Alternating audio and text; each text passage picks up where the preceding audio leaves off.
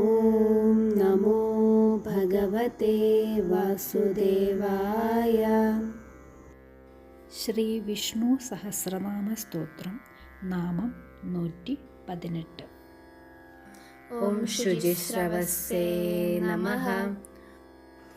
ഹരേ കൃഷ്ണ ഹരേ കൃഷ്ണ കൃഷ്ണ കൃഷ്ണ ഹരേ ഹരേ, ഹരേ രാമ ഹരേ രാമ രാമ രാമ ഹരേ ഹരേ. നാമം 118.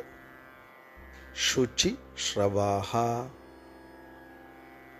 ശുചി ശ്രവസ് എന്ന് 2 പദങ്ങൾ ചേർന്നുണ്ടായ നാമമാണിത്.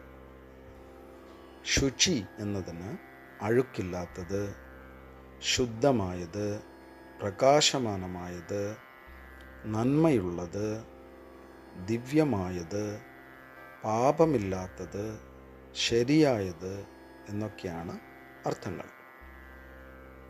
ശ്രവസ് എന്നതിന് നാമം, കാത്, കീർത്തി, ശ്രേഷ്ഠത, സമ്പത്ത്, സ്തോത്രം എന്നിങ്ങനെയുള്ള അർത്ഥങ്ങളാണുള്ളത്.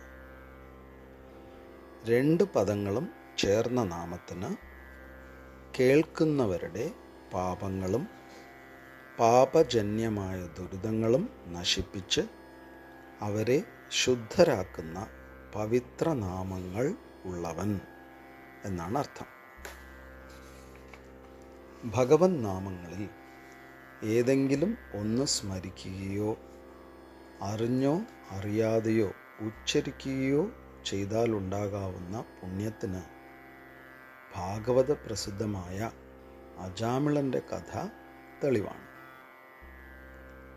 സ്രവസ്സിന് കീർത്തി എന്ന അർത്ഥമുണ്ട്. ദിവ്യവും കളങ്കലേശവുമില്ലാത്ത യശസ്സുള്ളതുകൊണ്ട് ഭഗവാനെ ശുചി ശ്രവാഹ എന്ന നാമത്താൽ അഭിസംബോധന ചെയ്യുന്നു. ഹരേ കൃഷ്ണ.